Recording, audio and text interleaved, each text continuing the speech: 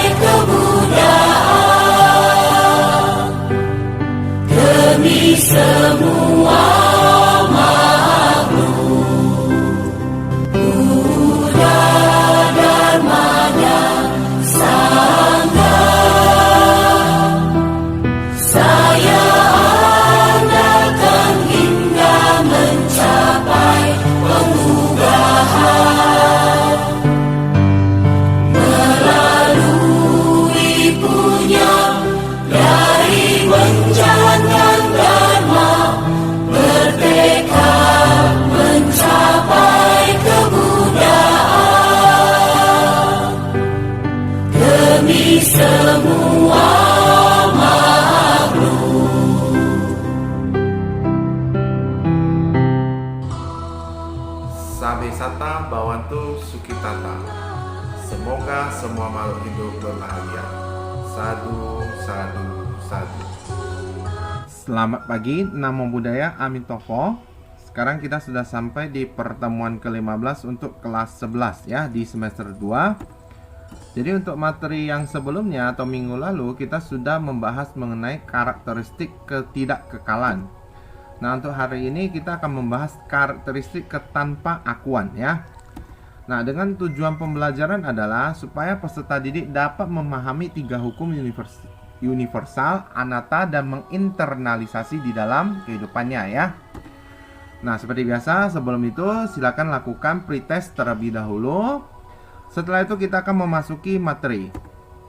Nah, karakteristik tanpa diri yang kekal.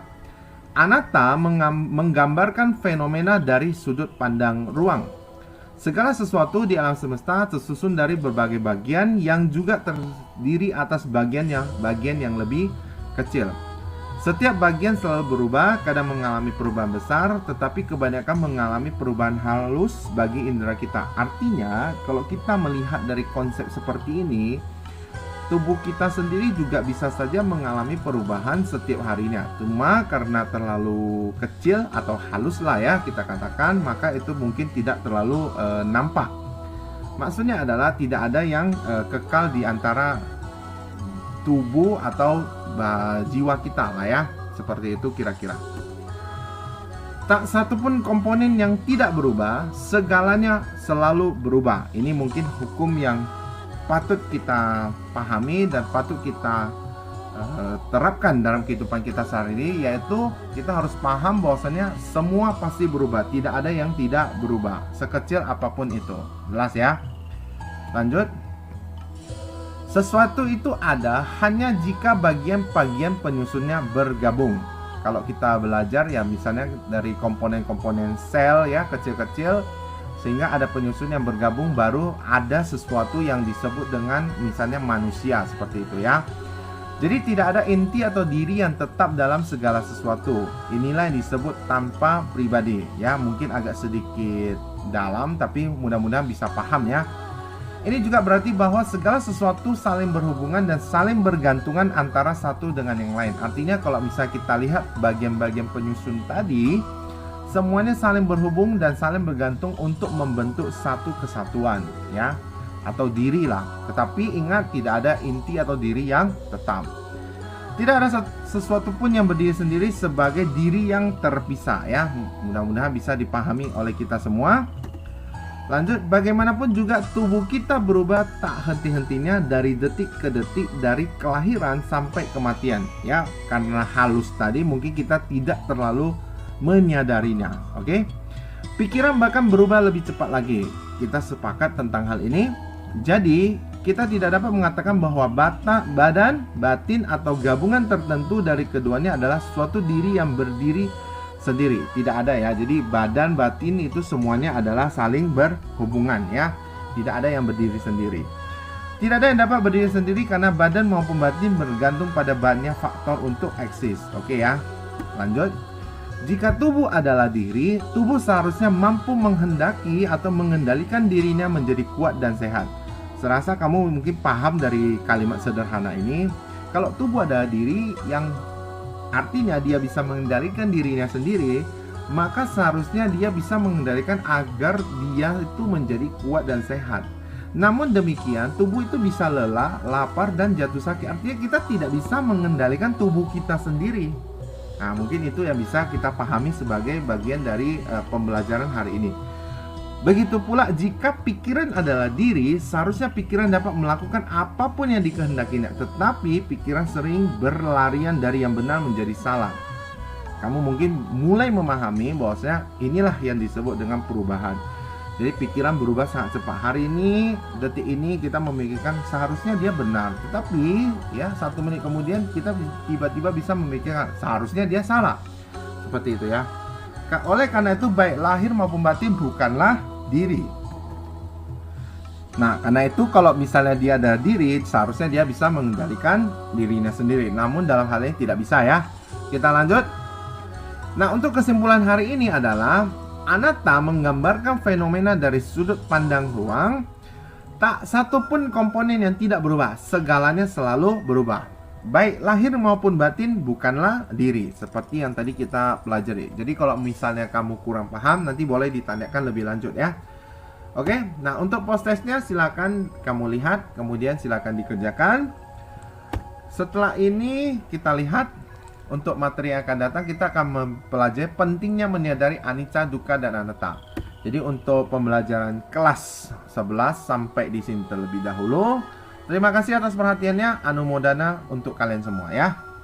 Baiklah, marilah kita mengakhiri pelajaran agama Buddha ini dengan menyanyikan lagu Bodhicitta. Ya, bersama-sama kita beranjali untuk menyanyikan lagu tersebut.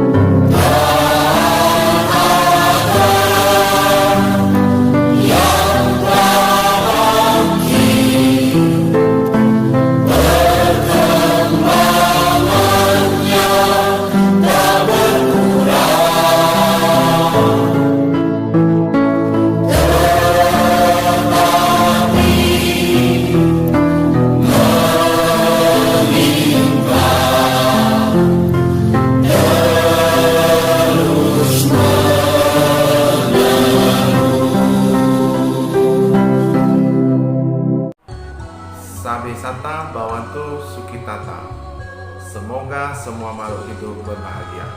Sadu, sadu, sadu.